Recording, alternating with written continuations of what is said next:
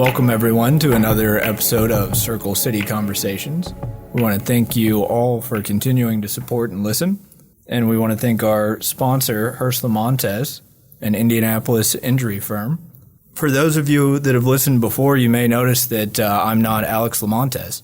My name is Chase Wilson. I'll be guest hosting today. And with me, we have an Indiana trial attorney, Brandon Tate. Brandon, care to introduce yourself? Yeah, I'm Brandon Tate with Waldron, Tate, Bowen land. I'm here in downtown Indianapolis. I grew up down in Georgia, so sometimes my southern drawl might come out. Went to college at the greatest school in America, Clemson University, down in South Carolina, and then came up to Indiana University for law school. And, I figured they got snow and cold weather up here, so why not stay? So, Brandon, what on earth made you decide to go from Georgia and Clemson to Indianapolis, where it's cold? Yeah, it was funny. I actually had never been to downtown Indianapolis until I moved into my first apartment for law school. So I already had the lease and everything. It was right across over in Canal Square, across from the law school. And I had never actually seen downtown when I moved in. But I wanted a school that was around the kind of a large city, not a huge city, obviously, but a bigger city, rather than being in like a college town. Obviously Bloomington would have been fun, but it wasn't in a hub, a legal hub of sorts. Yeah, I know when I was making my decision, a lot of it came down. The reason I went to McKinney as well is because all the law firms were here. So if I wanted real practical experience before entering the field, this was kind of the place to be. Yeah, and, the experience meeting lawyers in the community that you can learn from, you can't do that going to a UGA or a Clemson or something like that, because, they're not a huge legal community in those areas, obviously. You have the local attorneys there, but you got to go to the bigger areas like a Greenville or an Atlanta to really get into the hubs. Yeah. Well, can you tell our listeners a little bit about your law school experience? Yeah, law school, to me, I very much enjoyed law school. I went into it having an idea that I wanted to start a law practice, not really working for a firm, mid-size, large, whatever it may be. And then one of my partners now, who was my original partner, Kevin Bowen, we met at orientation at law school, and through what used to be Bourbon Street over at Indiana and Vermont, I think. Over many beers there, we by the time first year was done, we had come to a decision that we were going to start a law school straight out of law school, or start a law firm straight out of law school. So my law school experience is a little different than some others because my focus was less on what my end grade was going to be and more on what practical experience I could get during my time in law school, because I was going to be going straight out doing stuff that if I didn't learn beforehand, I probably shouldn't be doing it. So my law school experience was more about gaining practical knowledge in the practice versus, and my grades were fine, but it was just, I wasn't worried about being top 20% or anything like that. That's overrated. You talked about you and Kevin meeting early on in law school. Did the two of you discuss what kind of practice you wanted to be in, or did you have any idea before you started your own firm? Yeah, we had the idea that we wanted to do personal injury. That was kind of always the guiding light of where we wanted to end up being.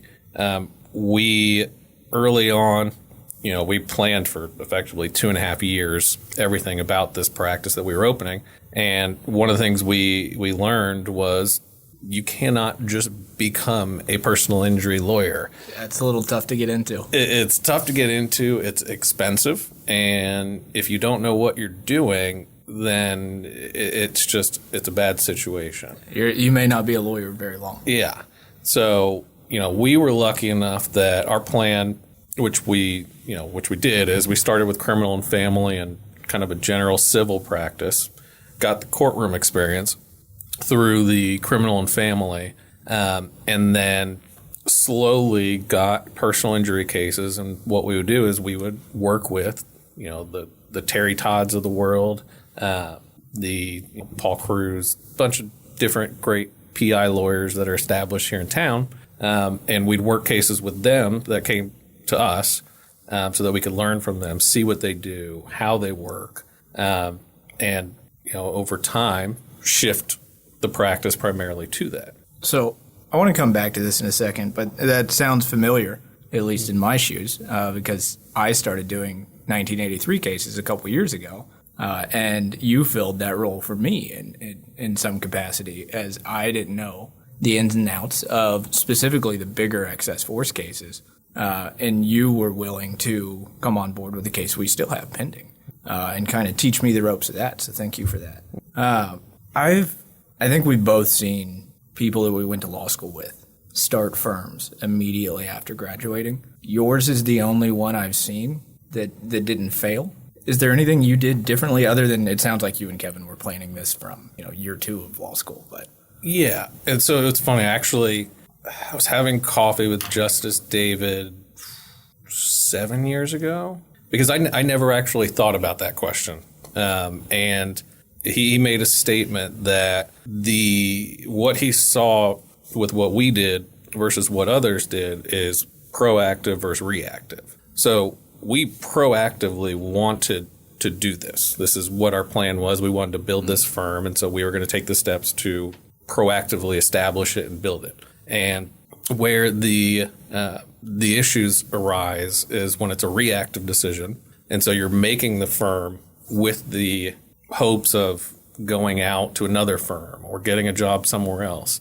It's a reactive decision instead of building something.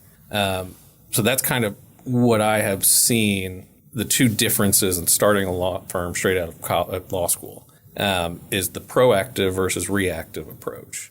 And I've seen plenty of people be very successful. A lot of times you see it in criminal law and family law.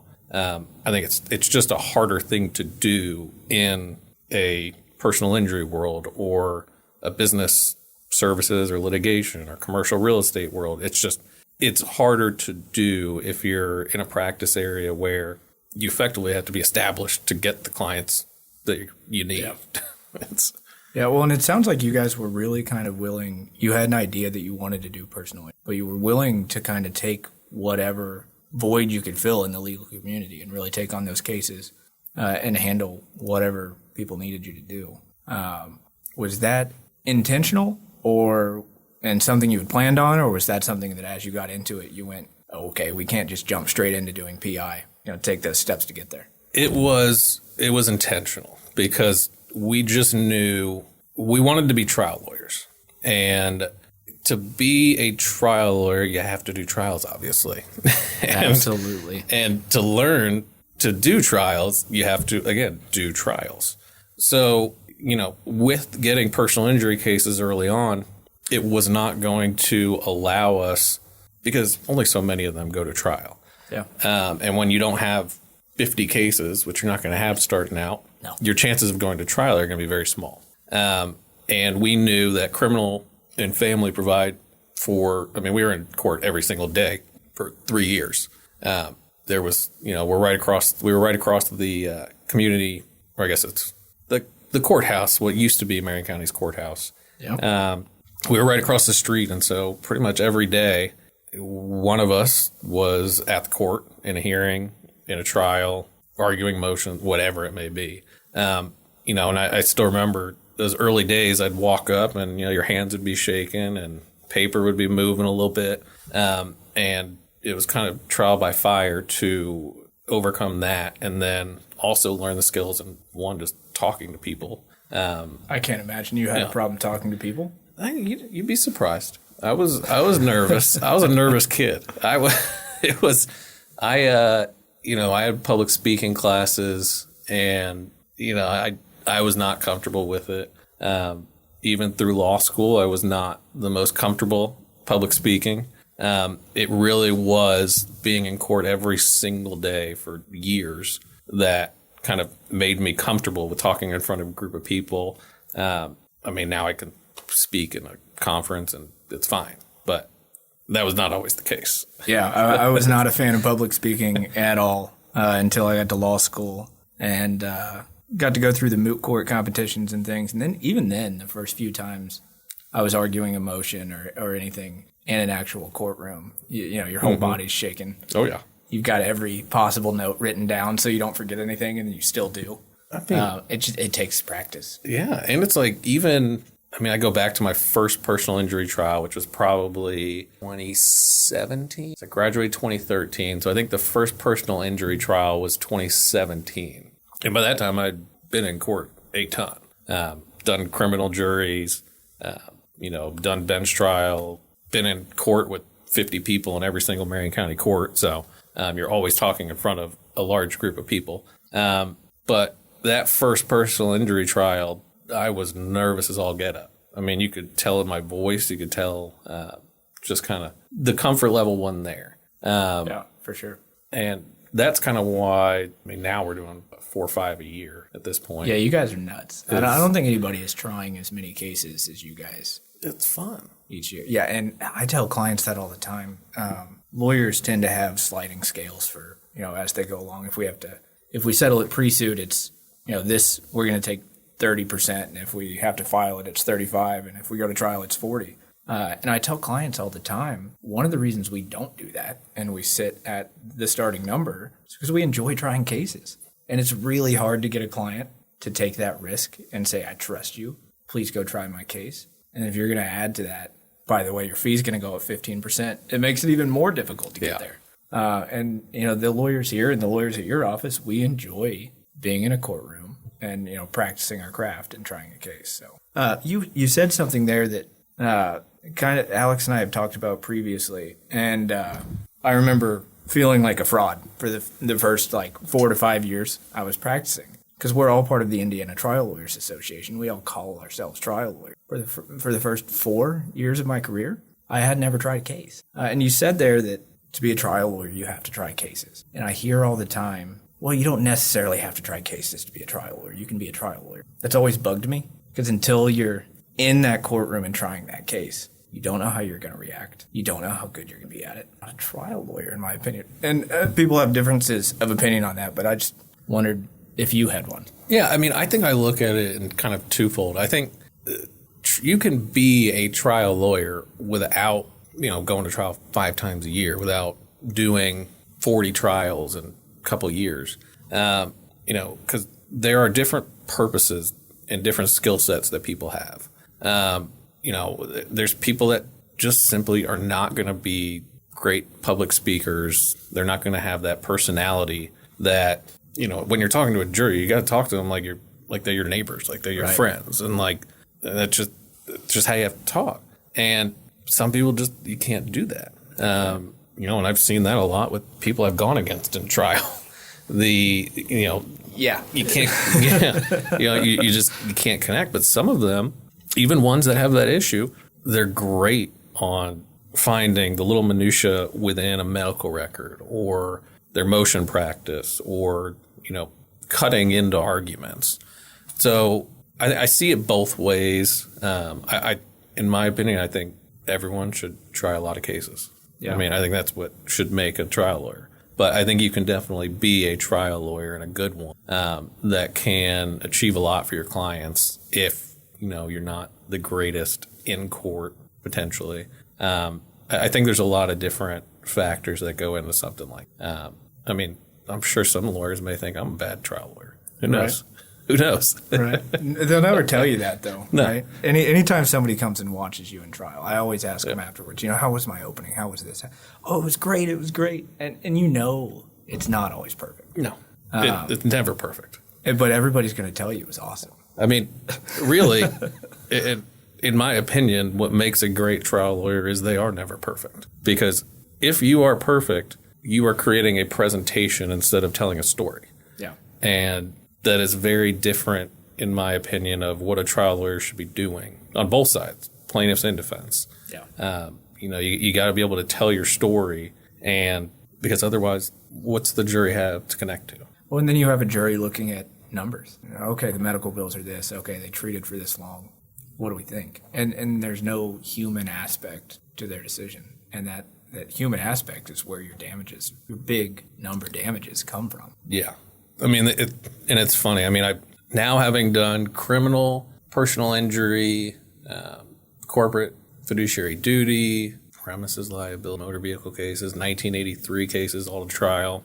It might be easier to list types of cases you haven't tried. Yeah, it's just they all come back to the story of the case. Every single one of them.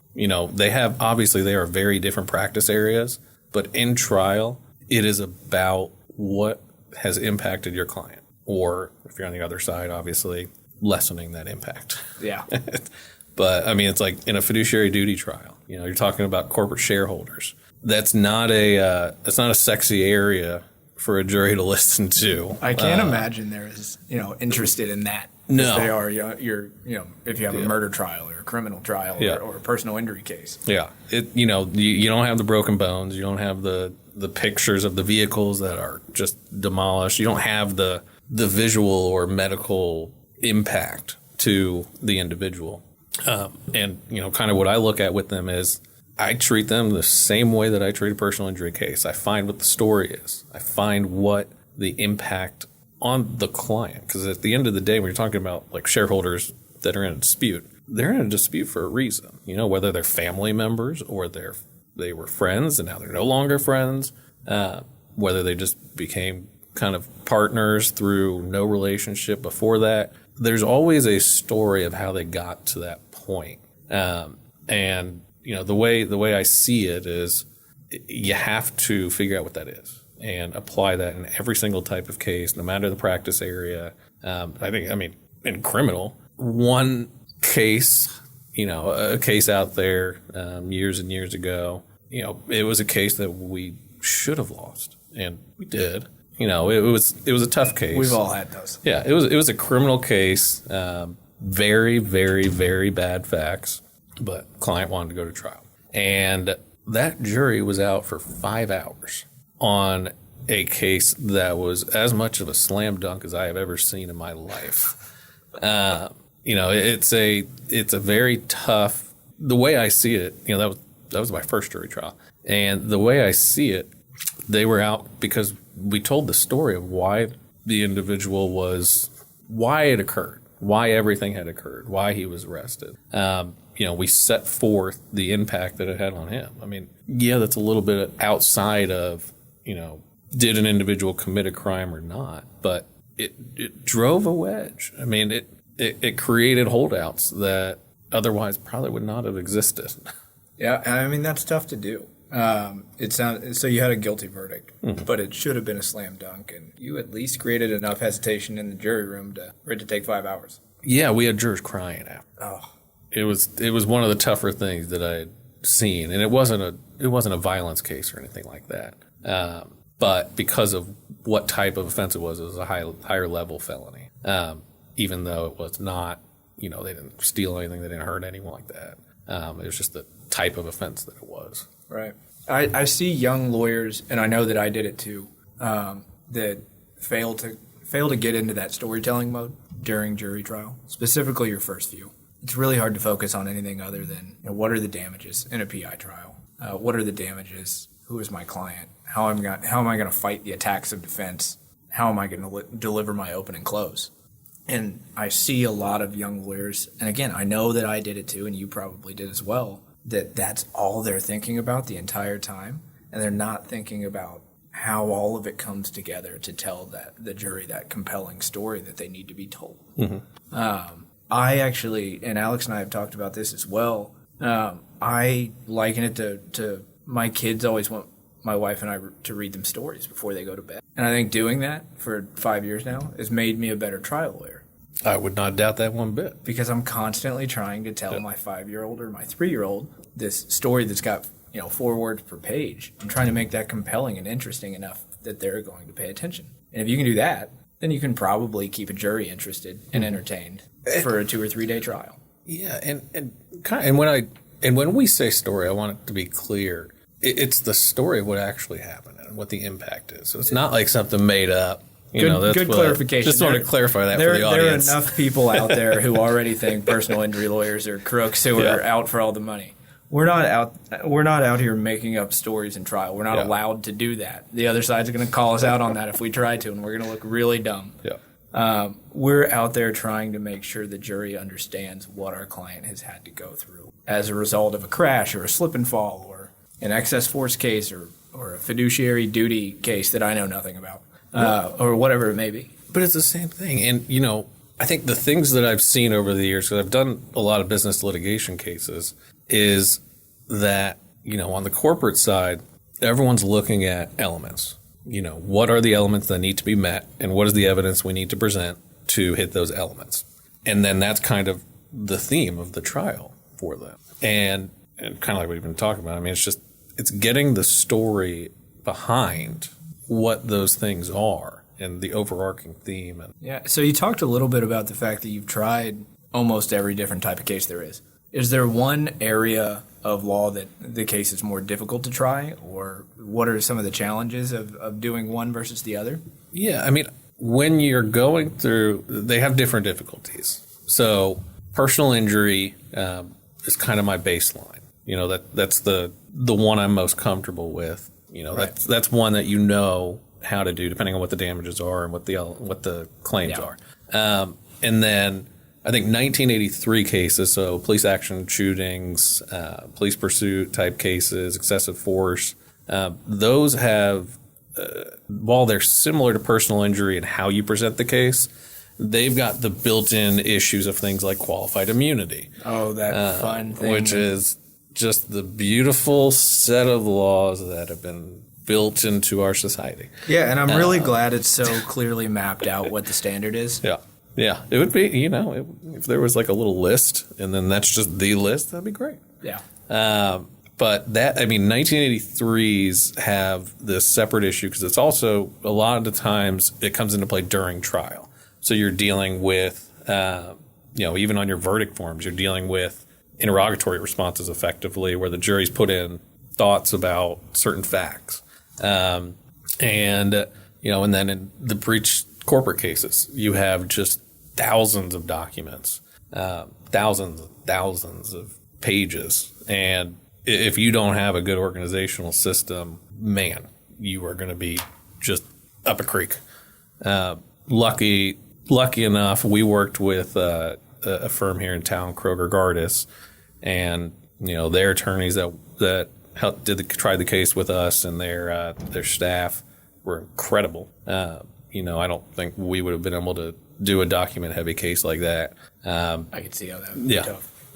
It's each different area has a different difficulty, whether it's qualified immunity on one end or handling exhibits where the jury's not going to be super confused and bored looking at all these pages. Those are the two that jump out to me. Yeah. No, for sure. And I did want to clarify. Brandon and I keep saying 1983 cases as if everyone out there knows exactly what we're talking about because we deal with those cases every day. 1983 cases are essentially constitutional rights violation cases. Most of the ones you're going to see are excess force cases. Brandon and I have both also handled denial of medical care in jails or unsavory conditions in jails and a plethora of other 1983 cases. Wrongful arrest is another one. So just in case any of you are confused as to why we're talking about cases from 1983, we're not. We're talking about constitutional rights violation cases. I always find that whenever I'm talking to a new client and I say 1983, in my head it doesn't click, and then they're like, what is that? I'm like, oh, no, sorry. It's constitutional violations. Yeah, even if I'm talking to another lawyer who doesn't do 1983 work, I'll say 1983, and they're like, why do you have a case that's 40 years old? And then you have to explain it all over again. You recently, I think it was January of last year, had, I think, the largest personal injury verdict ever in the state of Indiana. I can't confirm that. It's the largest reported jury verdict in the state of Indiana, so not personal injury. Oh, just reported. It is the largest reported jury verdict. Oh, well. So that includes corporate cases. That includes product liability, ones that are just generally higher.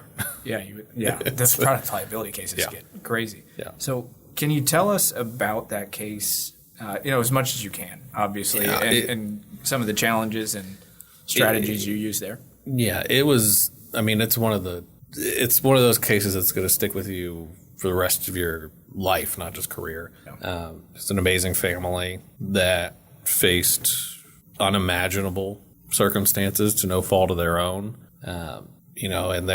It was a very emotional trial. You're dealing with an individual who is working towards retirement, a married couple looking to kind of ride off into the sunset after work is done. They've built this life up to this point where they get to enjoy the rest of their life.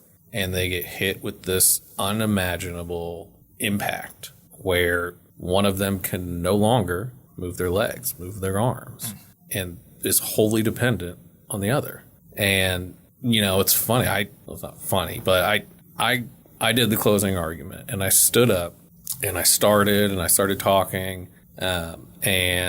Once I got to the point where I started talking to our clients, I looked over to them, and I actually had to take like a 20-second break.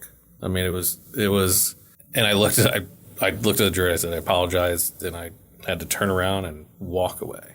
And it was that family and what they have been through and how they have handled it and how they have overcome it is an unimaginable. I don't know how I would handle what they handled effectively. No, and we see cases like that all the time. Yeah. You look at it and you go, I don't know what I would do. They were the happiest people. Really all they really wanted is to know that they felt heard, and that jury let them know that they were heard. To the tune of $159 million, it sounds like. And you talked about in your closing getting... And if you know me, I'm not a super... Well, yeah, so that's what I was going to say. Brandon can tell a hell of a story. I've never seen him tear up or become emotional in any way, really. I don't think I've ever seen you get mad or upset. So in that moment, and I know this is a case that I'm sure you'd worked so many hours on and talked to this family so much, you must have had an incredible connection to that family. We did, to know them. And to be clear, it wasn't just me. We had a team. So it was me, it was Anne-Marie Waldron, it was Katie Pichon, it was Mike Simmons and Hannah Brady from Hume Smith. It was a full team that worked together as hard as we possibly could to achieve what we could for this family, and that was so that they could feel they were heard at the end. It kind of surprised me because I have not come across this scenario where I am getting emotional in front of anyone. Yeah. It's just, and I don't think going in, I don't even think when I got up and started talking that I would have ever imagined that would have happened. And that's one of those, as young trial lawyers, you get stuck in the going through all of the motions and hitting all your points and making your argument, you're crafting it so that it's as compelling as possible. But I think every trial I've seen, the most impactful moment is the moment a lawyer goes off script. Like the moment you had where you're suddenly overcome with emotion. You didn't plan to go take a break and say, hey, I'm sorry, give me. You went off script for a second and you let kind of that human side out instead of being that robotic trial lawyer. And I think a lot of people struggle with that during jury trials. They're so focused on hitting all their points and making sure they make all their arguments that they forget that they're trying a case to a box full of humans and they're representing human, and you have to let that out sometimes. Well, I think it's hard because you have to, and you're not going to learn until you do it, is learning that while we're a profession, when we're up on that jury, when we're up in front of that jury, you're a human that's talking to other humans. Yeah. It's not, I'm not standing in front of Congress and making a presentation or something. It's a very different thing. And once the light clicks, it kind of, for a trial lawyer, there's a point in their career, I think, early on where either they're going to have that light turn on where they realize, look, I need to talk. I just need to talk to them, versus I need to present to them. And it's not a PowerPoint. No. Right? It's not your final exam. No, and I've seen many PowerPoints on trial. Some of them actually work well, but yeah. I used one in our last one. I think I had 2 slides. Yeah. And it was like 2 separate pictures. It was less of a slideshow and more of a, here's a photo that I want to talk to you about. Yeah. I don't know how else to show it to you. I think it can be, and what's actually very interesting now versus when I started, and I'm not going to say it was like forever. I mean, obviously it was only 12 years ago. We're not that old yet. No, it was only 12 years ago. But back then, the TVs and the ways to present to juries in the courthouses around Indiana, it wasn't there. No. Like, the way it is You brought in now, a flipboard. Yeah, which I still do because I love taking the thing off and sticking it against the wall and going to the next one and just kind of lining them up. Or I remember we brought in our own flat screen once and stored it in the courthouse so that we could use it. So, or our own projector once. Our first jury trial, our first personal injury trial, we have a picture of me and Kevin pushing a TV across the street to the courthouse from our office. Our staff took a picture of it down from the window. What building were you guys in? The Inland Building, so 156. It's where the subway used to be. Okay. Across from the city market. Yeah, at that time, our office was right. It was that light blue building on the corner of Alabama and Washington. Yeah, because I live Delaware and Washington. Yeah, I literally walk by your old office every day now. Yeah, that's crazy. Brennan, one of the things we always ask guests, because this is a trial lawyer focused podcast, is what advice you have for young attorneys, either maybe people who are still in law school and thinking about becoming trial attorneys, or young trial attorneys who haven't quite figured it out. You have any advice for them? My advice would be try cases. It would be, and not just try them to try them, because you're not going to learn if you're not trying different things during them, but also to talk to people. Because I will say, one of the luckiest things that I think I found in this legal community is that people are willing to help you in so many different ways. I mean, it's insane. I think people can take for granted, we're not in a New York City where it's cutthroat. I mean, the bar we have on the plaintiff side at least, and I think even defense lawyers or corporate lawyers, I think everyone is willing to talk to each other and be extremely helpful. Which is something that I think we are very lucky with. If there was one thing I would say, it is before you get up and do something, just talk to a bunch of people about it, a bunch of lawyers around town. And then, even then, if you still are not comfortable with it, talk to non-lawyers. You know who's some of the best people to talk to about what a trial is? Non-lawyers. Yeah. They don't have preconceived notions. They don't have... I just did a trial with a good friend of mine on a jail case, and as part of the build-up to it, I talked to my friends that are not lawyers through some of the facts by them. Man, they were spot on what the jury thought on certain things. Yeah, I tend to run any case that I'm thinking of going to trial on, I will run by my wife, because she would be the worst juror for a plaintiff ever. She's terrible on damage. She doesn't want to give anybody anything. So she's always the person that I run everything through. And if you're going to be a PI trial attorney, a personal injury trial attorney, find that person in your friend group so that you can go to them and talk to them and say, hey, here's what I have. What do you think? And their first thought's always going to be something negative. But that negative thought is probably the same thought one of those jurors was going to have. So you've got to figure out how to do it. It's funny. It's not obviously my wife, but it's my one of my best friends. He considers himself the fifth partner in our firm because he just loves everything. He watches Suits and all that, and that's a great show. But he's a great person like that to run stuff by to see what his reaction's gonna. It's just talking to people. Yeah. I mean, and understanding that you're gonna get up there, you're gonna make mistakes. It's going to happen. Let it happen. A little bit of it is just getting out of your own way. Yeah. Well, Brandon, thank you for coming on today. Can you let our listeners know how they might get a hold of you? They can reach out to me at, I guess, my email? Your email, your website? No, you can find me at wtb-lawyers.com. We're just a law firm here in town that chases firms a bigger fish, a little better, but I think we're about the same size. We are. I think we are. Yeah. All right. Well, thank you, Brandon, and thank you everybody for listening. Until next time.